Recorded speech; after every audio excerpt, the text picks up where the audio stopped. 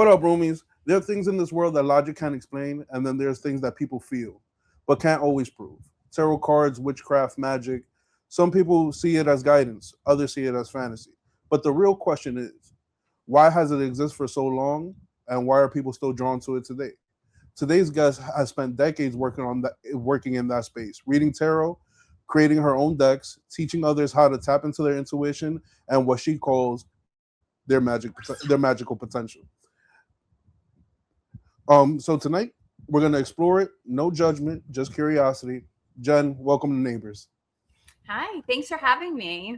Thanks for being on. This is like a subject that I've always wanted to dive deep into because Yes. and just giving you a little bit more background on me. Like I'm Dominican, so I grew up in a house that does Santeria, and so there's always been a little bit of magic and the woohoo in the household. So I've always been curious about it, and I've always wanted to dive a little bit deeper into the subject and just find out certain things and just like explore the realm, Yeah, mind you.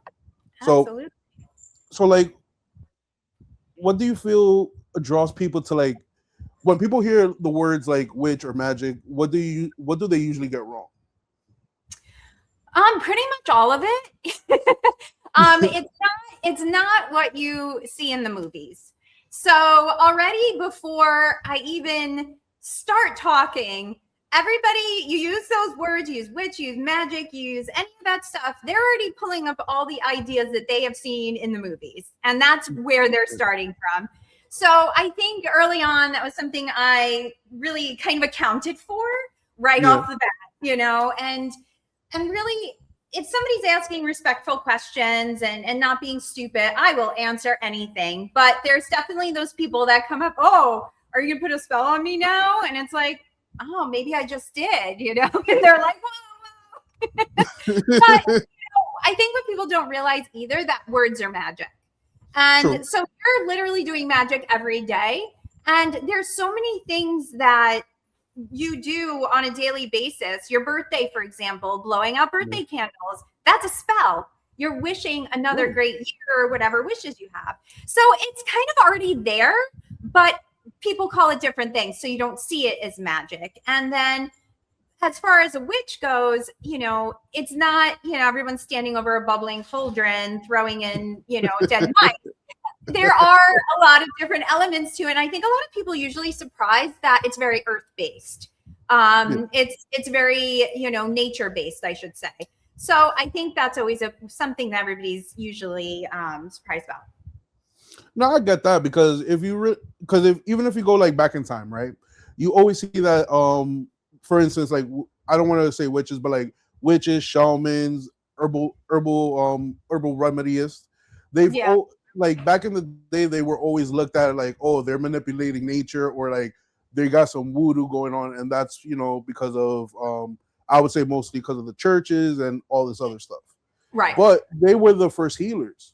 You know what I mean? Right. And right. Well, no, go ahead. Yeah. Well, I was going to say is that when they would in the public, they would put down these people, they would condemn them to the edge of the forest and all of that. But the minute they were sick, the minute their kid was sick, the minute something crazy was going on, who did they go to first? Yep. And do you think it's because of the fact that not only because they're more in tune with nature, because I truly believe that people who do shamanism and like quote unquote what we call magic, are more in tune with nature, and they have, and like you have like this more of a intuition towards it. Yeah, I think it's just being more open to it. A lot of times, especially now, as kids, think about how you thought everything was magical. And you saw something, and maybe because you didn't know how it worked exactly, but it was magical. It was like, wow, look at that. But the older you got conditioned to not think that anymore. You got conditioned not to trust yourself. And only listen to the facts, and that's it. Don't listen to your gut. And there's so many, and it's such a contradiction, because a lot of things are like, listen to your gut. And then you do listen to your gut and you shouldn't have done that. That you have nothing to prove. You can't prove it. So it's not true, but it's like, wait, you told me to, but now you told me not to. So almost confusing at this point. Like, what do I do? Do I listen to my gut or don't I?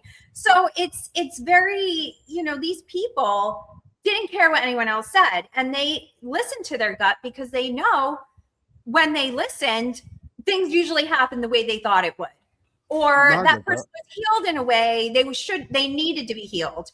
And it wasn't just relying on other people and other people's resources. It was relying on your own. And to rely on your own resources and to trust yourself was power. And especially for women in pagan times, that was a scary thing to all those old white men. Yep, They did not like to see that. So that was something they were like, no, she's a witch. She's going to, eat your children and all of that. But it's only because they were scared of these women and how much power they had because they believed in themselves. That's a crazy notion because of the fact that, in the family dynamic, right? Even though we say, it's a patriarchy and whatnot, but we all know the mother, the wife runs the show. Really, right. Let's be honest. Yeah, really. Right? Yeah. Really, let's be honest with it, and that's how we get the term happy wife, happy life, What's going on? Who do they go to, right? To Mom Dukes, to the wife, Yeah. And it's always like kind of like blew my mind that even though, 98% of all families across the world are raised this way, like, Mom Dukes is the head of the household, she's the wisest person there, that, people would actually condemn women knowing, knowledge and knowing how to heal. But I feel that that's something that's natural and that comes with, the territory. Like when you're a woman, like, you're a nurturer, you're a healer, and, everybody looks to, the head woman for leadership. Yeah, no, I mean, it is true. And, especially way back when, I mean, even now too, though, in a way, when you see a powerful woman, people get like, oh boy, oh, here we go, like they get all like on guard about it. And that's really a conditioned response. So if you hear the word witch, there is a certain power attached to it. So that scares people. Like, what are they going to do? And just like me going back and saying like, oh, you're going to cast a spell on me now? Oh, well, you see that I might have this extra power and that scares you. So you're going to make a joke about it. But in reality, you're a little nervous about it. And you're like, okay, this person may be able to do this to me. So I think that is something that people don't realize when they react to things. And in movies, in literature, the witch is always the scary one with the warts and hiding in the shadows. Yeah. And they do that though for a reason, but a lot of times you have to go to the witch to get whatever, healing potion in a movie or whatever, or even in a game, like in games, video games. Like how many times you're going on a quest to find some mage somewhere to get the potion to get you to the next level. Like it's just so threaded throughout all these different things. And people don't realize why. Why is she in the hovel? Why is she all in black, like dressed like all crazy, But that's why, because they're scared. They're afraid of that power. So they have to try to dim it a little bit to make it a little easier to digest. Well, I think that, and this is my personal opinion, and this is coming, from a large family of women. Like, I don't feel like anybody should fear that, especially if it's something positive and, it's meant to help. I'm not saying that everybody who has that ability is going to help you, because, there are bad and good people in this world and, people do abuse their power. But I feel that, for the most part, if you're looking towards somebody, to help you heal and to guide you, that even if it's a man or a woman, that you should be, have an open mind and just take it in with a grain of salt sometimes. Yeah. And just listen. Just shut up and listen for a couple of minutes and just see where it takes you. Because even if you don't work with that person, something that they say to you just in that first conversation can steer you in a different direction. And you may go on a whole other journey you didn't even know you were going on if you didn't have this conversation with this person. And that kind of goes across the board, whoever it is. I think, that's the big problem right now too. Nobody's listening to each other. Everybody wants to talk. Everyone wants to sound smarter than everybody else. They want it, and it's a lot of being a witch and just is being mindful and paying attention to what's going on around you and paying attention to the energy that's going on around you, and not even always to manipulate it, just to kind of get a feel for the room so you can better understand others. Because when you understand other people better, you understand yourself better, and it's easier to communicate at that point. And then it really just opens up more discussion, and it's a better dynamic instead of always being on guard and if you are always on guard, that's something that you should probably look into. Why are you always on guard? So that's like another, kind of another part of it as well. And in 2026, why do you think people are still drawn to like magic and like the fantasy of magic, or like the power that magic has? I think it's, the unknown. And, like I said, everyone's so conditioned to go step by step, stay in the box. And I think now, people are starting to kind of poke their toe out of the box a little bit. Like, what else is out there? Like, we're realizing that, media doesn't tell us the truth, that this doesn't tell us the truth. So people are becoming more seekers. They're looking for these answers themselves. They're going by how they're feeling. So I do think things, people are slowly starting to really rely on their intuition. And I think you have to at this point, because with AI and with this, like, you don't know what the hell you're looking at half the time. Is this real? Is it not real? Like, what is it? And some of it is so scary real. It's unbelievable what they're doing. So I think that now people are like, okay, well, if this is possible and that's possible, all these other things I was told throughout my life wasn't possible, being magic, being energy, working with different things around you. Okay, well, if all this other stuff's going on, why can't this be true too? That's so it's just asking questions, No, I got you on that. And do you think that people now are like starting to like wake up to like more of their intuition and like starting to read energy more? Like even like naturally without like practice? I think so. I feel like people are almost evolving in that way because of, computers and the internet. And like I said, you don't know what's real and what's not. And so it's like people are starting to be like, all right, my gut's telling me this doesn't seem true. I think I'm going to listen to my gut this time. When maybe 5 years ago, you wouldn't have. You would have been like, oh, the internet told me this, so it must be true. So I do think because of that, people are, it's, very slow roll, but I do think it's happening. And there's so much information out there now that, when I first started, the internet wasn't a thing, and you had to go to the library. It wasn't, sadly, I will admit. But now there's so much information, and it's deciding what's real and what's not there, but you have a more ability to talk to people. And talk to different people and people that all over the world that you wouldn't have access to. So I think then it's, to utilize it in a good way and really vet your sources, make sure that people are really doing what they're supposed to be doing, and teaching what they're supposed to be, and not just making stuff up and scamming you, because those people are out there. But again, it's relying on your intuition and really being like, all right, this person seems a little shifty. I'm going to probably not talk to them, and I'm not going to buy whatever they're selling. But, there are some good people out there, and that's why books are always wonderful, because, the books, they are vetted, there's citations in them. We have to look it up. The publisher looks it up. And so that these sources were all cited, and it wasn't just like a Wikipedia search. So I think it's just being smart about it. That's true. And I feel that because of the fact that when you read the internet versus books is like, with a book, people are doing their research, doing their due diligence to make sure that novel, that piece of work, is accurate and correct. Because the last thing you would want is to publish something and then they're like, all of this is BS. You know what I mean? Yeah. Oh my gosh. No. Worst nightmare. But they do that with the AI books. Like, if you go on Amazon right now, the AI slop in books is ridiculous. And then even if you read them, they're all out of order, like paragraphs upside down. Like, it's just crazy. Like, a 5-year-old probably could have done a better job than this AI, whatever. And a lot of times you'll see that these authors, I'm not even calling them authors, these bookmakers, they put out 20 books in a year. It took me three and a half years to write my book because of all the research. There's no way you can pop out 300 pages books out in a year. There's no like human way possible for that to happen at all. Definitely not. So I think people have to watch that.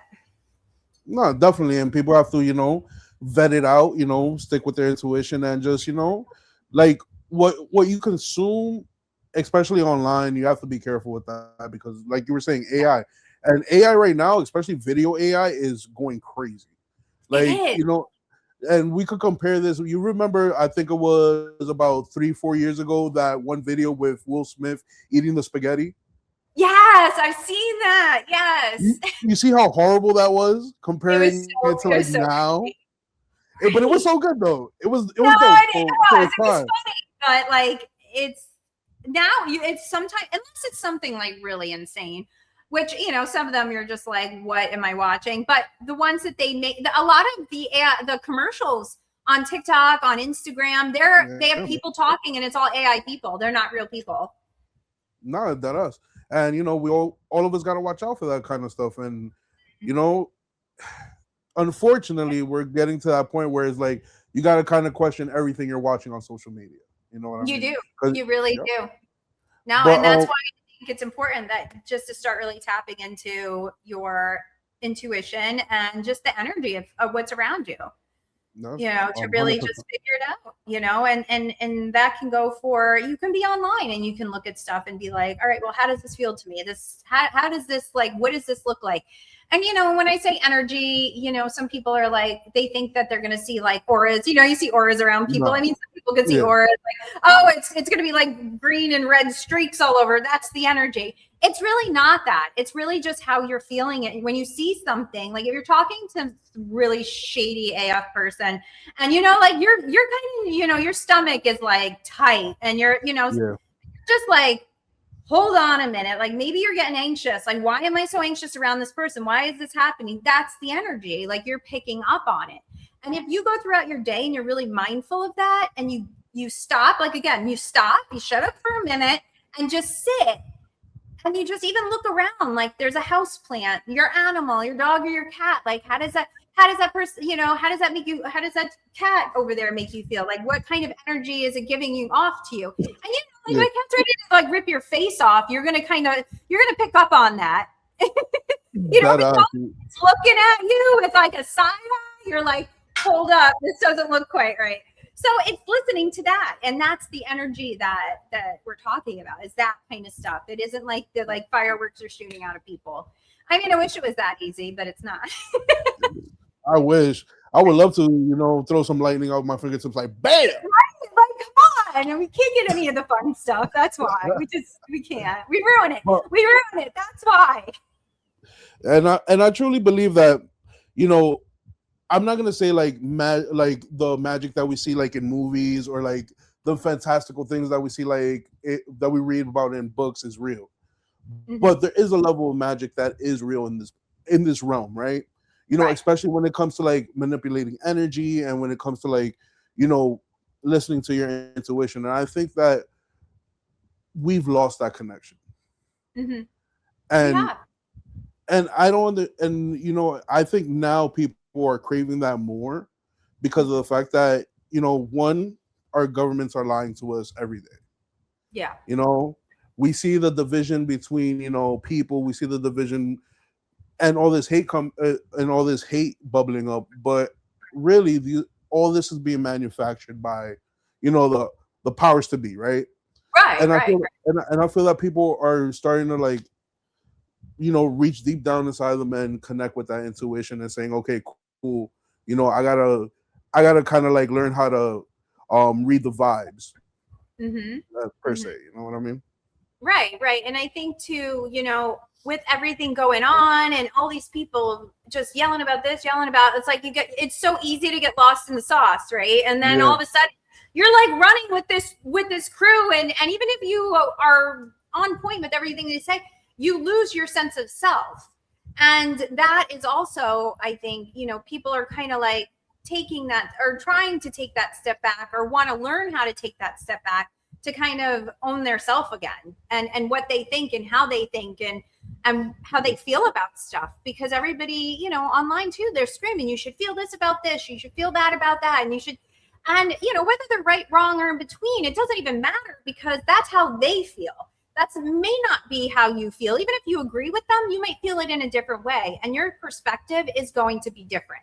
So anytime, even when you want to learn magic, learn your intuition, learn energy, you have to remember it's not going to always look the same as everybody else. It's going to be different because your perspective is different. Your life experience is different. So something, you know, you may be really good at picking up energy on people, and the next person, they might actually be really good at picking up on, you know, different, you know, sensing other, you know, like spirits.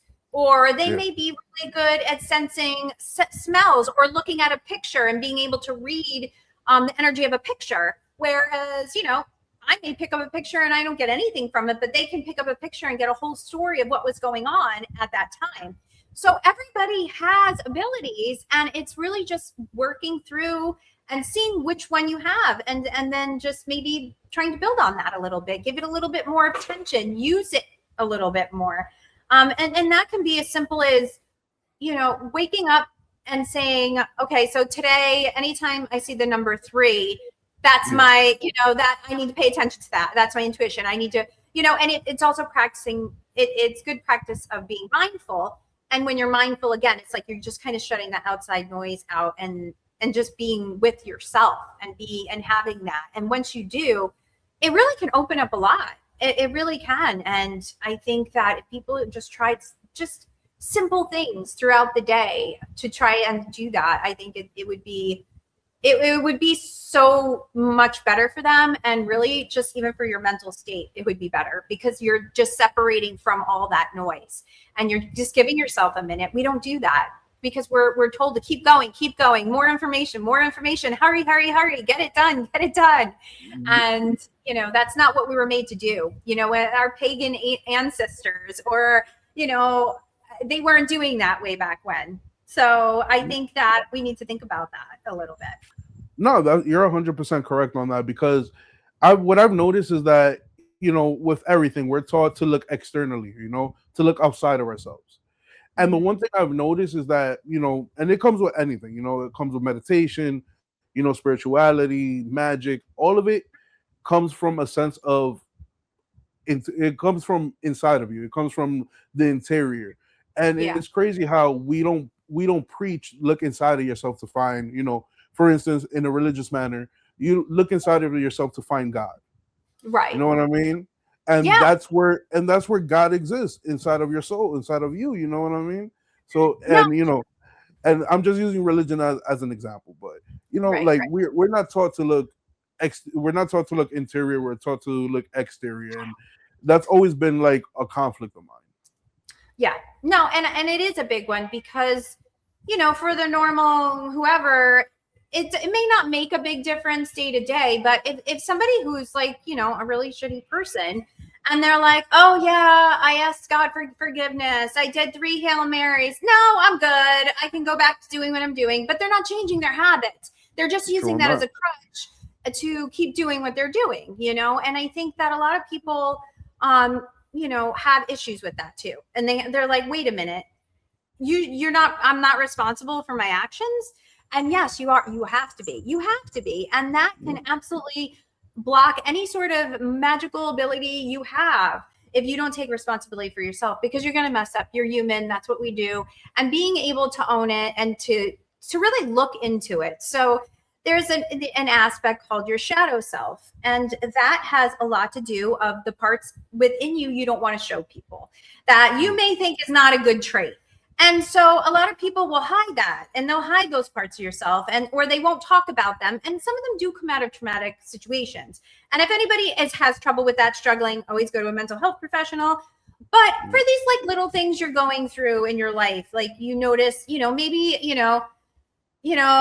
Auntie Maria said when you were 6, like, oh, if you keep eating pizza like that, you're going to be huge. And so all through your life, you were so worried to eat more than a piece of pizza because you got Auntie Maria's like, oh yeah, don't do that. And there's always something, one of our relatives, they Yeah. put something in our head and it sticks in there. So that is like a shadowy aspect.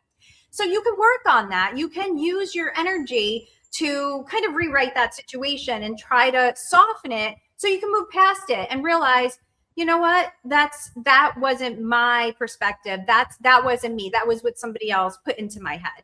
And that's a magical thing too. And that's something that people don't want to pay attention to. And by working on those little things that come up, and bad habits, those sorts of things, when you start really kind of working on them and owning them, you can move past them faster. And that kind of it opens kind of like the neural pathways in your brain and makes more room, and it gives more space to bring in more magical things. True on that. I agree with you 100%. So when did all of this start for you? When did you get into like the witchcraft and the tarot readings and all that? So I was really always the weird little kid in the woods looking for the fairy and making potions. And my parents like really, they didn't like parenting. So I was home alone a lot. I was kind of doing my own thing most of the time. So that was really kind of the big part of it. And I was always interested in things that were weird to everybody else. Like I was just naturally drawn to it. When I was younger, I also did talk to spirits. I mean, I can now, but when I was younger, I didn't know what I was doing. And once I realized that people didn't see what I saw, that was one of those like conditioning moments, like, oh, Jen, shut up. Like you need to be quiet now because these people are going to think something weird. So I had a couple. There was this one, this woman, and she was all in white, and I always called her the white lady. And so she would always wake me up at night when my parents were getting rowdy and tell me to go in the closet. And she didn't speak the words. It was more like, I don't know how she got me to get up, and she would point to my closet and I would run and hide in my closet. And I'll tell you, more times than not, somebody came barreling in or someone's banging around. So that was kind of my first real, and once I realized not everybody saw that, that was kind of like, oh, okay, something's a little different. So I was just, as I got older, I was out of my house at 14. And at that point I had to rely on my intuition. Like I had to. I was working as a waitress at 14. I was homeless, I was kind of sleeping on friends' couches until the parents got sick of me, and I went on to the next one. And a lot of times I would just, I would really look up. I would look at the moon and I would just talk to the moon because I was like, what is going, like, what do I do? What do I do next? And that's around the time, around 12-ish actually is when I discovered tarot. And I had gotten tarot cards, but I didn't really start actively using them until I was about 14. And at that point, that's when I really kind of stepped into, I guess, the witchy shoes. And I had met my boyfriend at the time, who's now my husband. And, he just always went along with whatever I was doing. He was like, all right, cool. And we had our first son when I was 17. So at that point, I'm just trying to like build my practice. I'm like, teen mom, and I'm doing all these things. And I just started reading for other people. I started just really dipping into that and being like, how can I use this to make my life better, our life better? How can I use this? Let me try this out. Let me try that out. And it was really just so much trial and error because, like I said, I didn't have the internet. I couldn't just Google up, like, what do I do for this? What do I do for that? I didn't have that. I had to like figure it out on my own. So, once I really, once we got, stable and all that, and I was able to dive more into my own magic. And then at that point, the internet obviously was a thing. And then I was able to kind of start researching a little more, finding people who liked it as well, and teachers. And then I started teaching tarot. I started teaching just with the moon magic and all of that. And it just kind of went off from there. That's so dope. So like, I have a bunch of questions about the whole tarot thing, right? So like, can you like break down how to like read tarot, or like, I know every card means something, and if like it comes upside down, it means something else, and like how do you interpret the cards, and like how do you like read it for somebody? Okay, so very, very quick. This is a whole session on itself. So basically, there's 78 cards in a tarot deck. And the first 22 cards are called the major arcana. And if you even think of it like playing cards, right? You have, but the first section is the major arcana. So those are the big life events. That's the Fool card. That's the Death card. You'll see a lot in movies. You'll see, though a lot of those big cards. So when those cards come up, those are ones you pay more attention to. Those are like, okay, this is when big things are happening, and all the other cards will support that. Then you have the other section, the rest of the cards, which is the minor arcana. And those are divided into suits.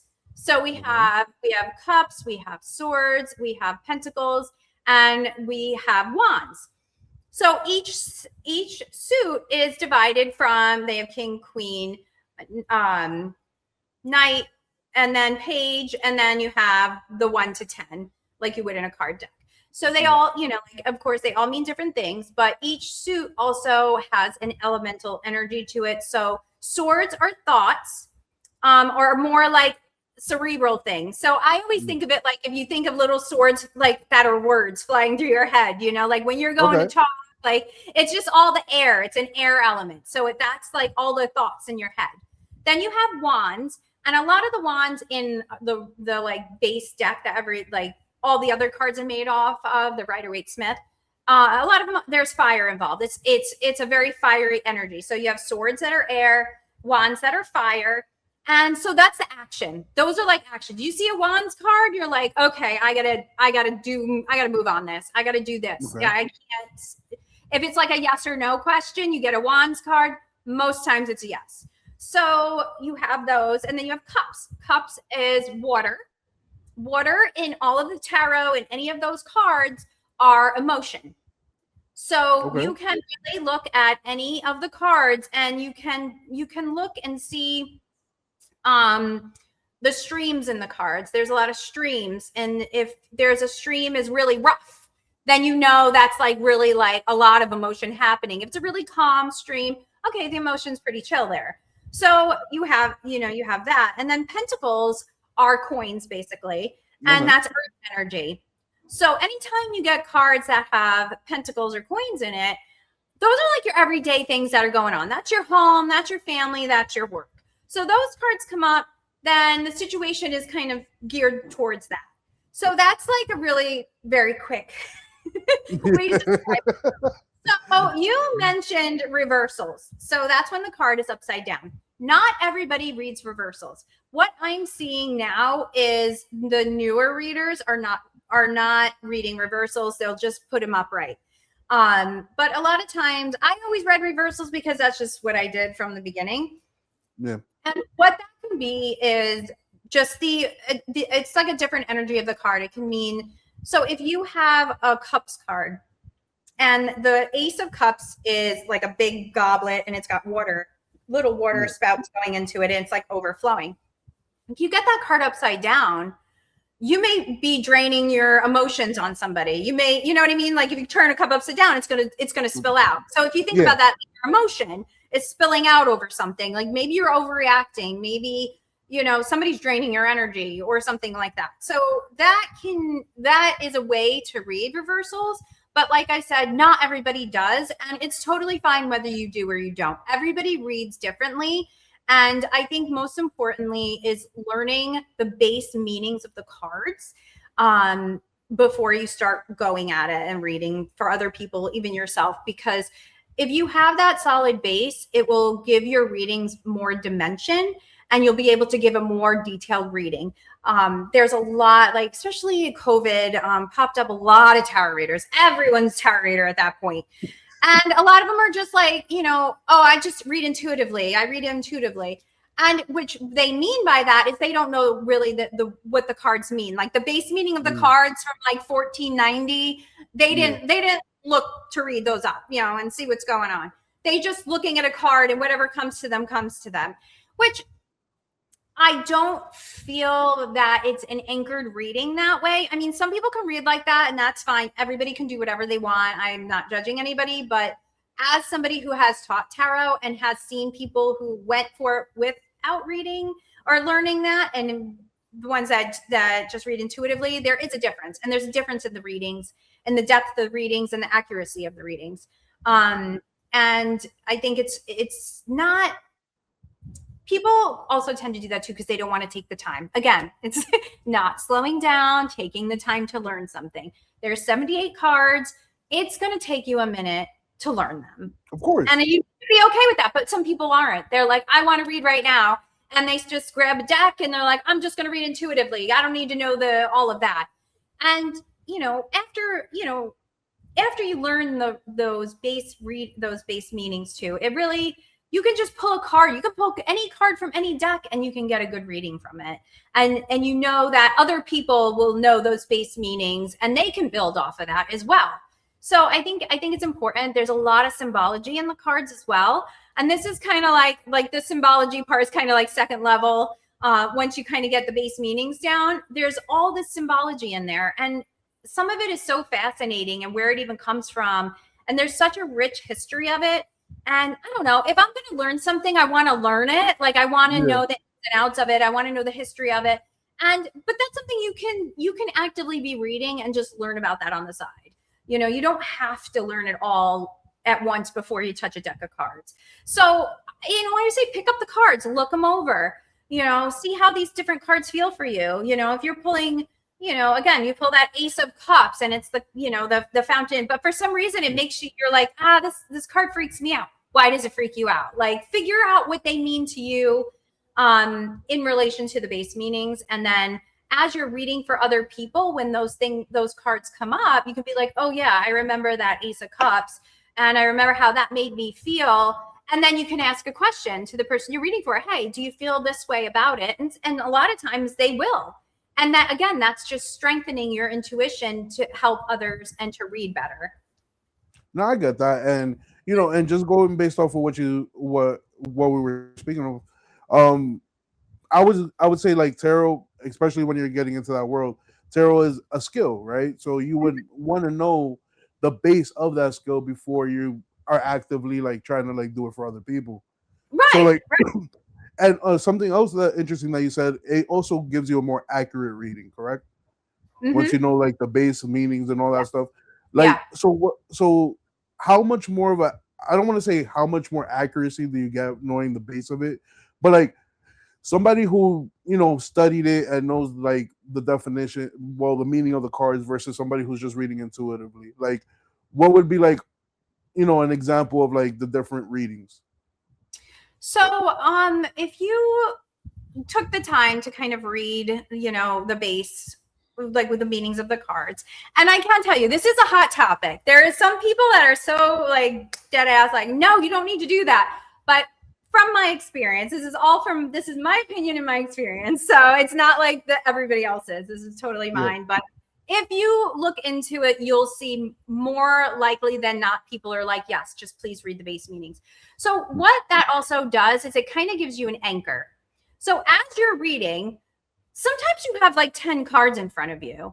And it helps to anchor your reading so that you can have a really controlled flow of what's going on, and you're not side questing. And you're, this person is asking about their career, but you're not like, you don't have the anchor and the flow of the reading. And then all of a sudden you're reading about, their love life and the love that got away from 20 years ago. I mean, sometimes it's kind of related, but you lose that. So then all that stuff you just said in the first 20 minutes you're reading is nothing, because when you come back to it, and if you read it intuitively, you don't have that anchor because you're not going to remember what you said. I mean, maybe if you write it down, but you're not going to remember what you said. But if you know the base meaning of the card, it's easier to remember. Oh yeah, okay, so we'll say, again, we'll get that death card. Death in tarot means change. Something needs to end so something new can begin. Doesn't mean a physical death. So, we're talking about a career and that death card comes up and they may ask about something else. And then you're kind of going over the cards at the end, just kind of like, all right, well, this is what we covered. And when I read for people, I kind of do it, I guess, in like a counseling way. Like, we're trying to figure out something, like what's going on. Let's come up with some solutions, not this is your future. Bye. See you later. So there are different types of readers as well. But I'm going to be like, okay, so we had this death card. We're talking about a career. Something needs to end so something new can begin.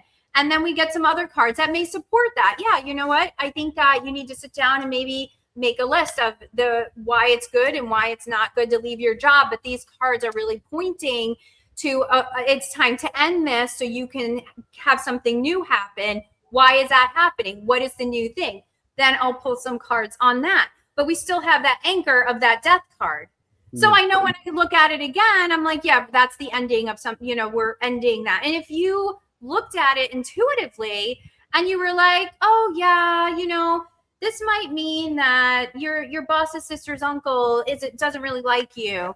And then you're reading a little bit over here and you go back to that death card, you're like, a lot of times they're not going to remember what they said. But because I know that this means we talked about the ending, it's that anchor. So it helps to kind of bring it all together instead of just pulling strings out of the air. So that it really does help with that. And when, you're reading for other people, a lot of times it's emotional because they're coming to you because they don't know what else to do.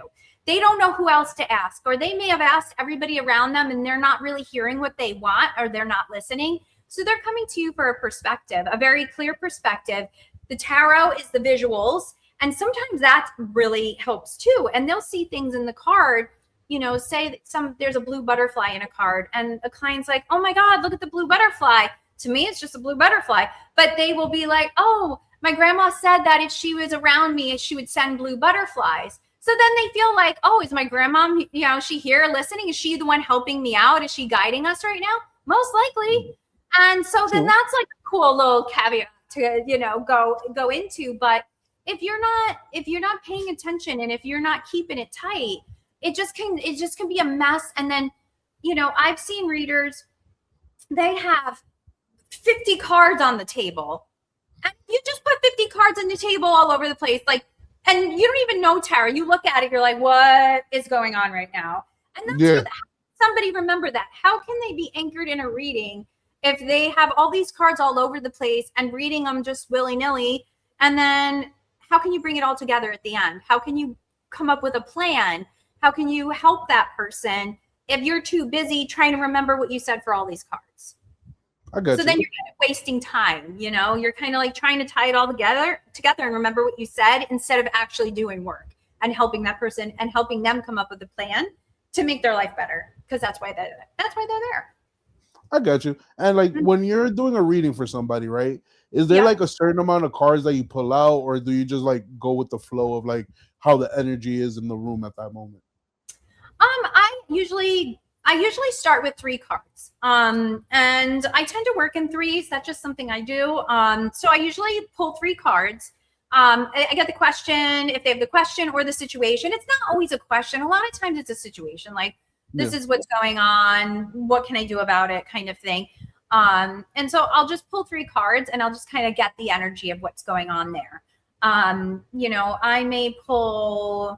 Maybe I'll pull all the wands cards, right? A couple different wands cards. And I'm like, okay, so there's a lot of moving energy here. This situation is right in front of us. It's moving along. Something's happening. That's probably why this person's overwhelmed. They can't make a decision because there's so many different things happening. So I already know that going in. And if I didn't know what wands meant, I wouldn't have picked that up on that. And I would have been just like, oh yeah, there's lots of sticks here. And let's see, are you trying to build something? Are you trying to this? And again, to me, it's just a lot of wasted questions when I can look at it, know their wands, know what wands mean. All right, giddy up, let's go. Let's get into it. And then I can pull more cards from there. And then at that point, I'll pull a couple more cards. We'll talk about it. We'll really decide, to kind of bring the situation in, what specifically are we talking about? And, I like to do that because, again, if you start trying to talk in a reading about a couple of different things all at once, it starts getting all, convoluted, it's just all this mishmash, and it's not going to help you. And things may relate to other things. I may pull a card and it is completely out of the blue, okay, this is a weird card to get. We're talking about wands, and then all of a sudden Maybe I get the Fool card. So the Fool is the first card in the deck. It's 0. And that the Fool is all about taking chances and taking that leap and trusting the universe and doing all those things. But it's not really, vibing with what I'm reading over here. So we'll talk about that. Okay, well, I'm getting this card. This might happen. Or, what is it? How do you feel about this? Why? Like what? I'll even show the person the card and be like, what do you feel about this card? How does this feel to you? And they're like, oh, that's exciting or that's scary. And that might relate to it. And it might be, again, a different perspective they didn't even think about. So we pay attention to those things. And even though we know the base meanings of the cards and we're reading the cards, like I said, like the wands, we know that there's action and there's things happening. Sometimes you pull a card and you're, and especially as an experienced reader, your gut is like, this is what this card means. And you're looking at it like, say it's a cups card, it's an emotion card, but it's saying back away, stay away from somebody. Their energy is bad. But it's usually a really fluffy, nice card. And you're like, okay, I pay attention to that. It doesn't happen often, but every once in a while, sometime a card pops up and it's not the base meaning. But since you know the base meaning, you can kind of dive into it a little more. And if you didn't know the base meaning, you just kind of, again, it's very just loose and it's very just, it's not grounded. And you sometimes can't figure out why it ties in. But the more you talk to the person, usually it will tie in at the end, even if that card isn't exactly the base meaning. So there's so many nuances to it. And there's so many different ways to go about it. But if you're somebody that's just starting, just get a deck. And a big misconception is that you can't buy your own deck, first deck. And I see that all the time and it drives me crazy. Buy your own deck. Just buy it. Preferably one of mine. That'd be great. No. Rumi. Why not? Check her out. And I think that people need to, again, those are other people's perceived fears that they're putting onto you. If you're like, oh, I don't know, what's the big deal about me buying a deck? I can do that. So that comes from way back in like the 1700s, because back then the tarot decks that were there, they were hand painted. So imagine how hard it must be to get a hand painted 78 cards. That's a lot to hand paint. And, again, the quality, they're on these little, probably leather slivers. I don't even know if paper was something you can get at that point. So, they were really hard to come by. And a lot of times they were gifted in the family. Like usually the female, in the family would have a tarot deck and they would gift it to whoever and gift it. So that's where it came in that you had to be gifted your first tarot deck. But we are no longer in pagan times. We have lots of printers around, lots of decks to choose from. So go buy your own deck and find one that appeals to you. For your first deck, I would, you could go on YouTube, look at people do a lot of flip throughs. I do a lot of flip throughs on my Instagram, different cards, and just see which one that seems like that isn't intimidating to you. Like some of them have a lot of complicated art. They have a lot of stuff going on, and that just might be too much. So just get something simple, or just get a Rider-Waite-Smith, the OG deck. And it's not the prettiest deck ever, but you know what? It's great to learn on. And I actually prefer people to learn on that, but I can't tell people always what to do. So I could try, but it doesn't always work. And just pick up the cards. Don't even read anything. Don't even do anything yet. Just get used to them. Look at the pictures. Get used to the pictures in the cards. Get used to how they feel. Fool around. Pull one card in the morning and maybe even just look it up in the guidebook and see, how it relates to your day maybe. And slowly work it in and kind of go from there. And at that point, you could build on that and then start reading the guidebook. What is this person, what do they say that the card means? And get a couple books. There's plenty of courses out there. Do that. Just slowly get used to it. And because the more you handle the cards, the less scary they are. Because when you first pick them up, there's a lot of business on those cards. There's a lot happening. And it's very overwhelming. And so a lot of people will buy decks and they just put them right back down and they sit in the corner, collect dust. They have their, their soda, can sitting on top of it. So I think that's really a big thing, is just get used to what the cards look like. Because once you're used to them and those images aren't so overwhelming, then it'll be easier to learn them. I get that. And by everything that was explained, what I'm getting is that when you're reading tarot, it's an exchange of energy, right? Mhm. And the person reading your cards, right, is basically a guide to like zero in on what's happening now, or Mhm. like or whatever maybe bugging you at that point in time. Am I like kind of correct on this? All Yeah, right. yeah. A lot of times what I will say, if when you're doing a reading, so right here and now, it's kind of a snapshot of time. This is what the energy of the situation is right now. This are the things that we can do about it right now. Because you may walk out and do something completely different than what we talked about. That's going to change the energy of the whole reading. And then So that's but you have free will and you can absolutely do that. But just so you know that. So sometimes though, that's what that person may need to do. They may look, we may talk about this whole plan and come up with the whole plan, and they just may be like, you know what, I don't even want to deal with this situation anymore. And then they cut it off. But you know what? Something happened. They did something for themselves. And that's really what, when I read, I want to empower you to be able to do what you need to do for yourself and kind of clear all the clutter of what everyone else is telling you to do. So that is something I think, and having that different perspective. And again, looking at the cards, and some people will see those little things in the cards that really can change how they think about something. And they'll know that, again, they maybe their dad said that they see cricket, that if you see a cricket, because a lot of people do that. A lot of people, like, especially older generations, they like yeah, to assign themselves an animal or a butterfly or a bird or, that kind of thing. So a lot of people do come in with that, and they'll see a cricket in the card, and they're like, "Oh, you know what? My dad always told me that I need to stick up for myself." Bam, there's your answer. Dad helped out, and we I take get that. you. We run with that. 110%. We run with that for sure. That, no, I definitely get that, and and this is the craziest thing about it, because it's like tarot cards, like we've seen it in movies, we've seen it in TV shows, and it's always like this big like myth behind it, right? But Right. when it's explained, and when it's actually explained on what's actually happening, is like it's so dope, because it's like you could also take it as a form of therapy as well, because it's like you're narrowing in on what's bothering you, or if you're stuck, or if you're like or questioning yourself, you know what I mean, and it's about yourself. So, and that's always been like a cool perspective, like, and especially now that you're enlightening me, I think that's an extremely cool perspective, knowing that your energy, and the person who's reading your energy is helping you, push yourself along. Yeah, and that's and again, just like we were talking about, there's good and bad in everything, and there's people who are just like they're like, and a lot of them are on a lot of the TikTok ones and stuff. I mean, I wanted to say there's good readers on TikTok, but I'm not going to say that. I'm just not. I can't.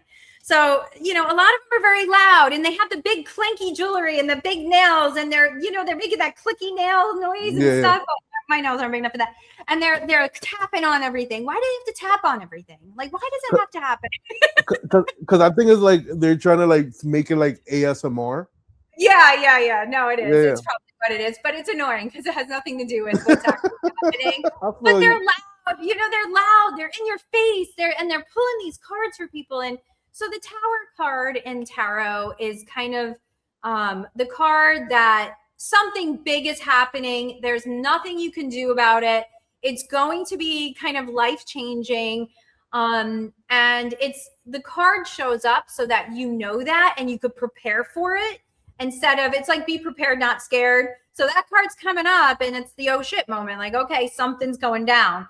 So, all right, now that I know that, I can prepare for that. I can see what's going to happen. And a lot of people know that something's happening, and it's like, okay, it's almost like too, like, you need to pay attention to this. Like, that this ship is sailing, and you're ignoring it because you're just hoping it won't happen. But I'm going to tell you, it's going to happen in a big way. So do what you can now to control the situation the best you can Yeah, and protect yourself. So, a lot of people, so I'm a TikTok reader, clinking nails, the smoke and the incense is going, and they pull a tarot card, the Tower card for somebody. Oh, honey, this is great. Everything's gonna go your way. Everything's happening. And I'm like, all right. Even in the movies, people pull that card, the tower card, and they're like, oh shit, what's happening? That's the only card I'll say in the movies they usually get right. Yeah. But it's not a card to be afraid of. I mean, they make it so you're afraid of it, and you shouldn't be afraid of it. More prepared than anything. But this tarot pulls this card and is telling this person that everything's going to go their way. They're in the perfect position they need to be in, and I'm just sitting there like, what? Like, of all the things to say to this person, don't tell them everything's fine. It's more, even if you don't want, but they were reading intuitively. They don't know what the cards mean, like the base meaning of the cards. So they're just saying whatever. And, there can be legalities to that. There have been cases where people have sued a tarot reader for telling them something that was completely untrue. And they either made a decision or did something, and it winded up backfiring really bad. And they've gone back to the reader, and they were able to, I don't think they had jail or anything, but even just the hassle of going to court and all of that. And then that's going to wreck your name, basically, if you're a reader like that. So I think you got to really also make sure that when you are reading for others and even for yourself, is to be ethical in what you're doing and pay attention to that. And remember, like I said at the beginning, words are magic.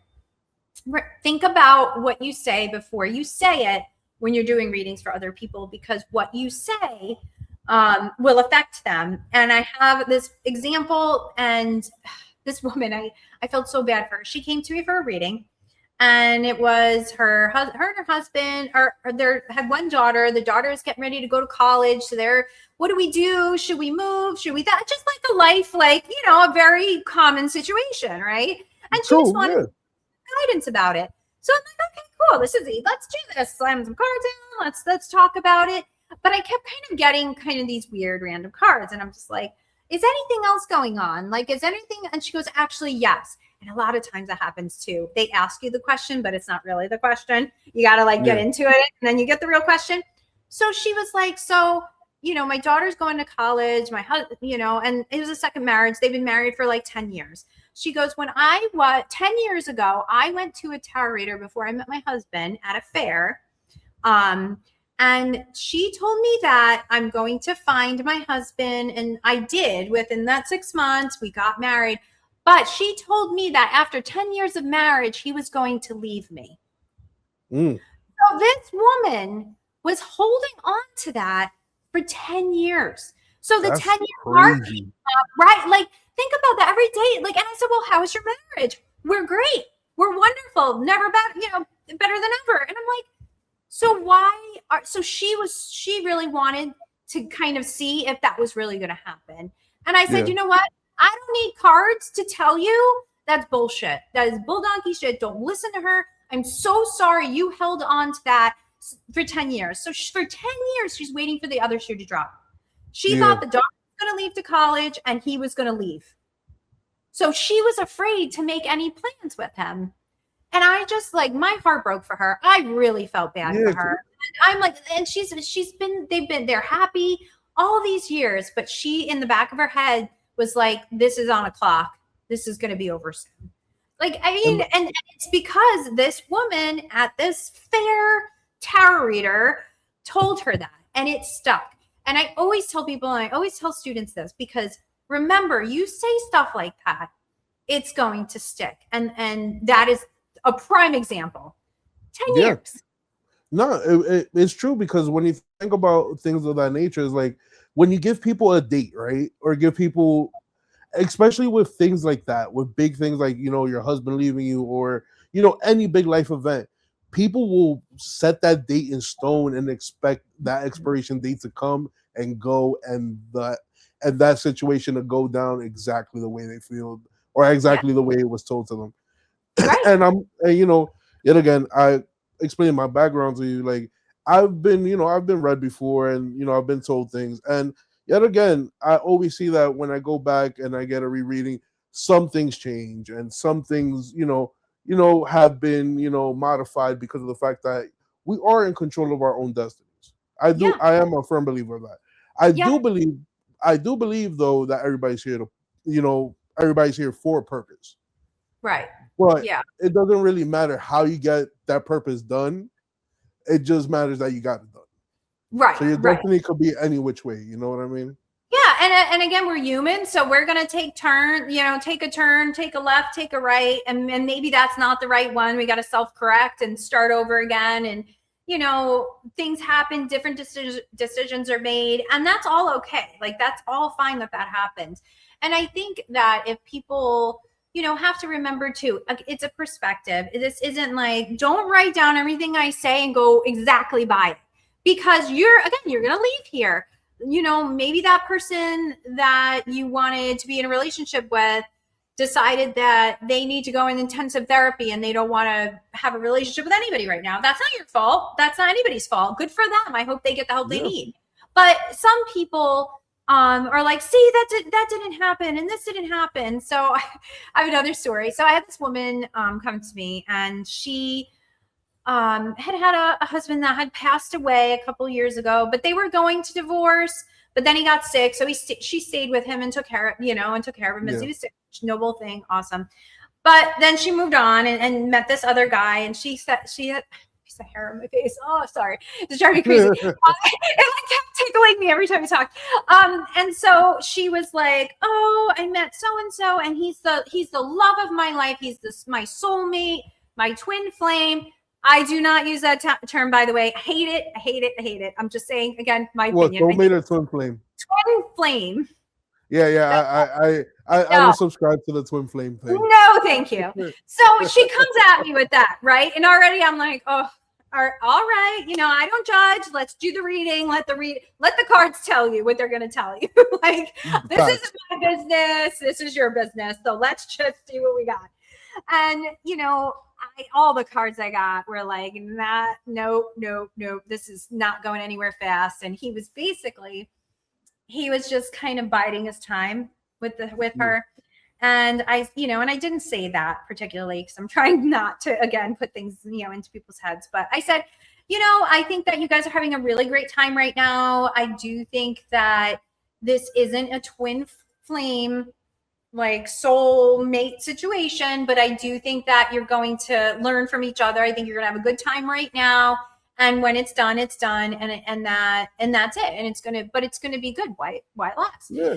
Oh, she was, no, we are soulmates. Blah blah blah. So we finished the reading, and I get off with her, and like a day later, she's like, I just really didn't resonate with that reading, and I was like, no, that's fine. That's fine. I said, you know what? Give it a little bit of time.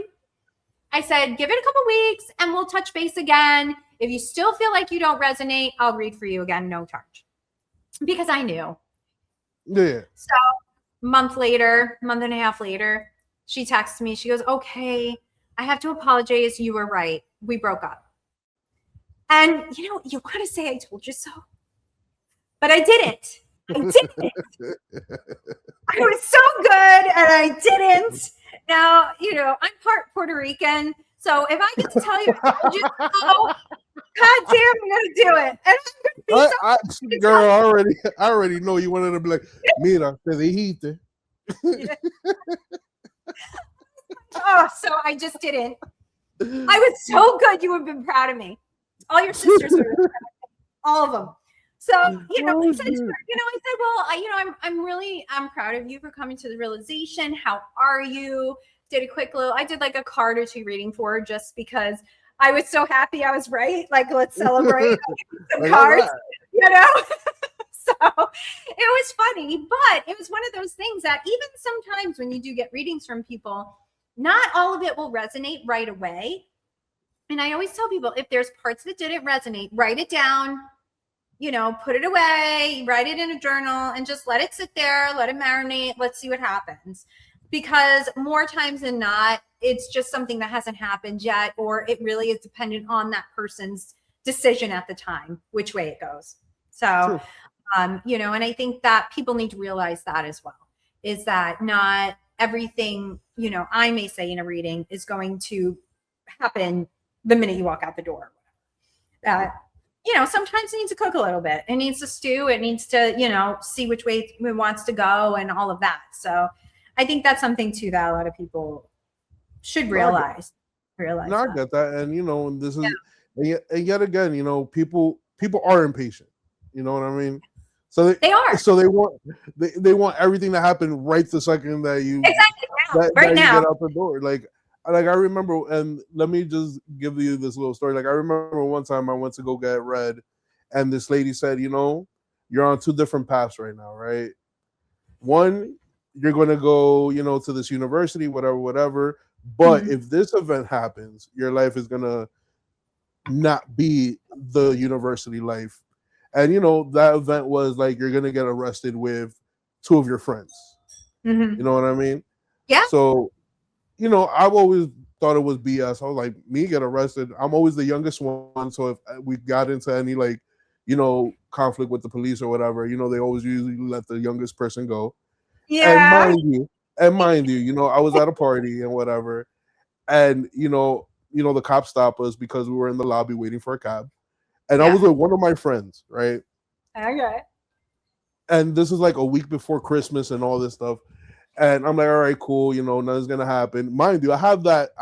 Ever since that lady told me that, I always had that thought in the back of my mind.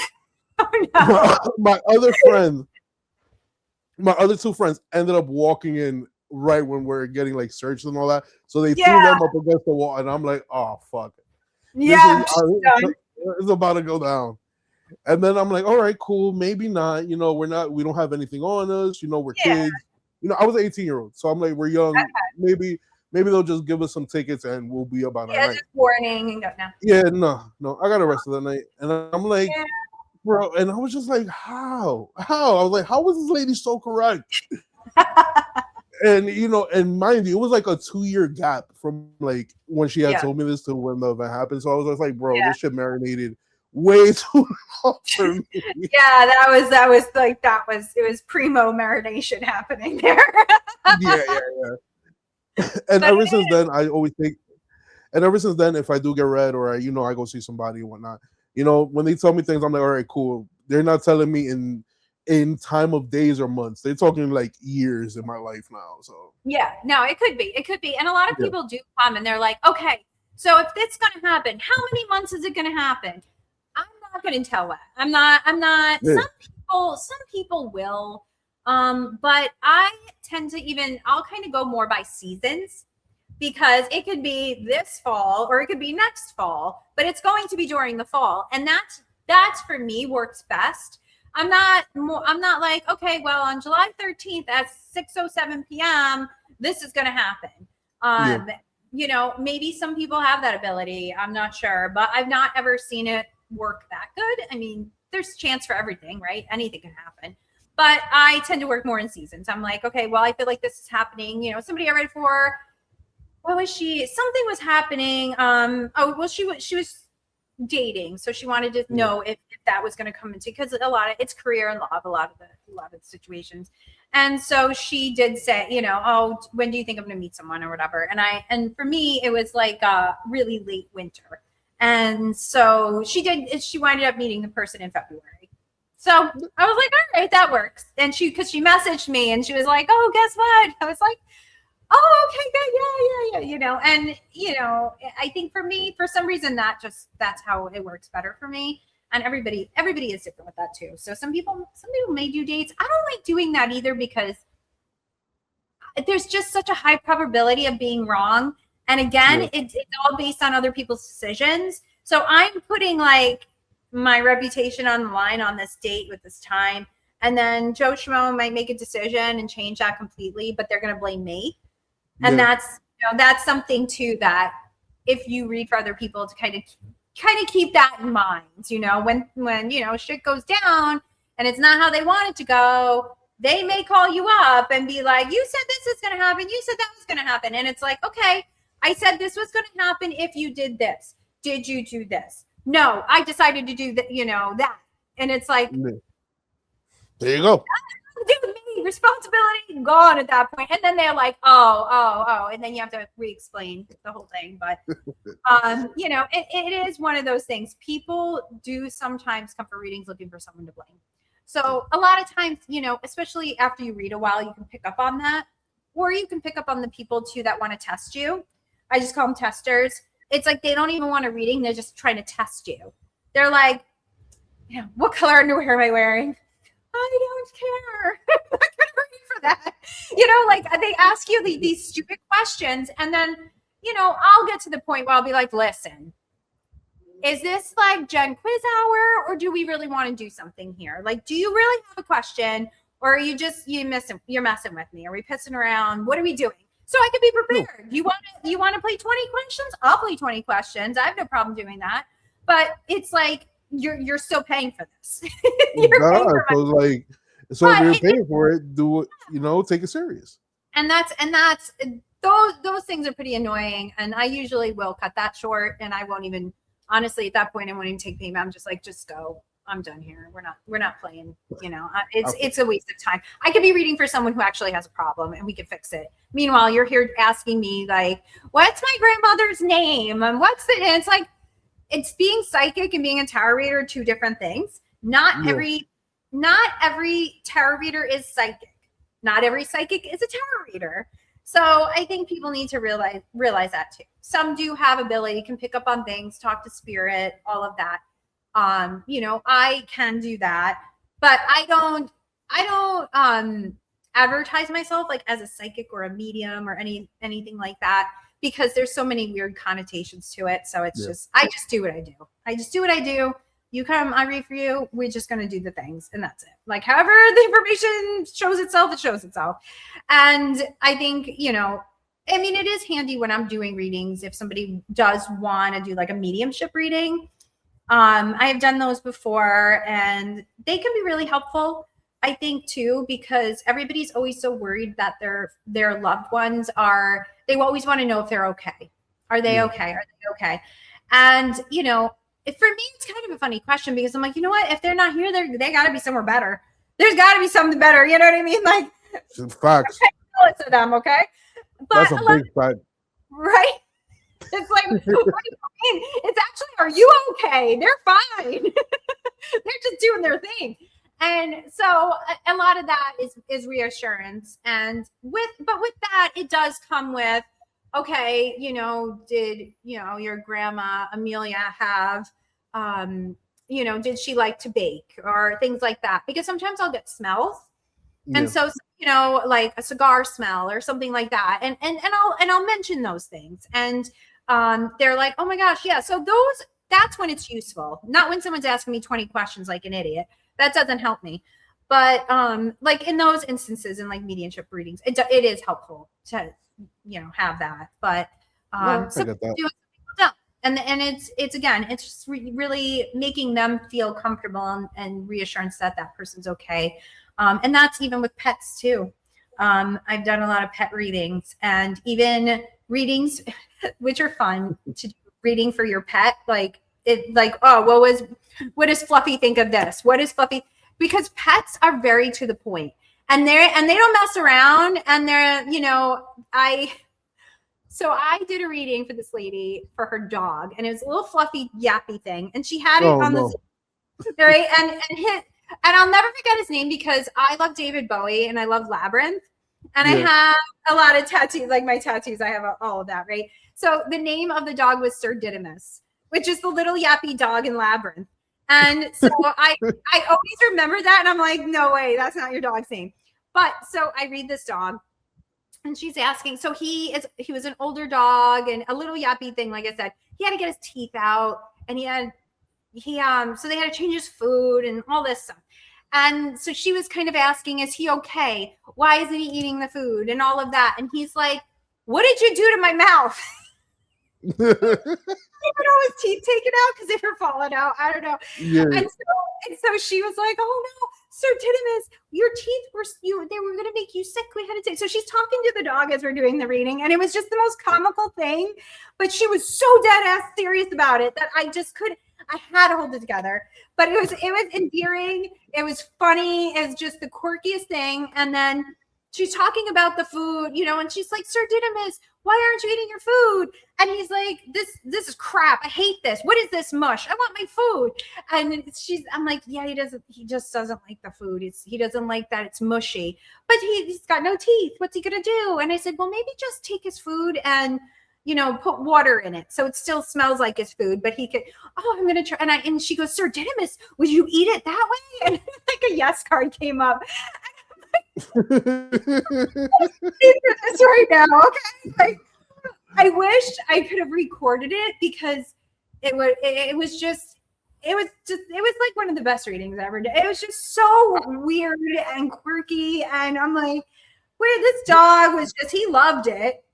He was like telling us all the things, but he was not very, very friendly. So the yippy dogs, they definitely aren't very nice. That's what I'm getting from. But it was so funny. It was funny.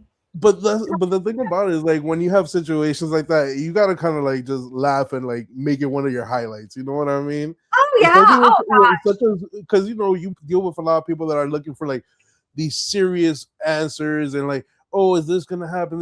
And then you just have a lady who's like, why my dog don't want to eat? And the dog is like, yo, bro, like the shit you got me on is not what I like. So, and what the fuck is on my face? I want my food.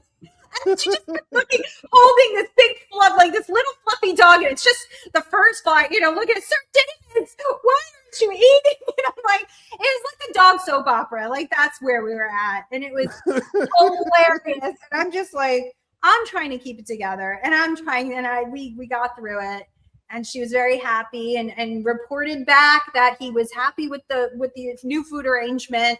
I mean, I slept so good that night knowing that Sir Didymus ate his food. I slept like a baby. It was great. That's great.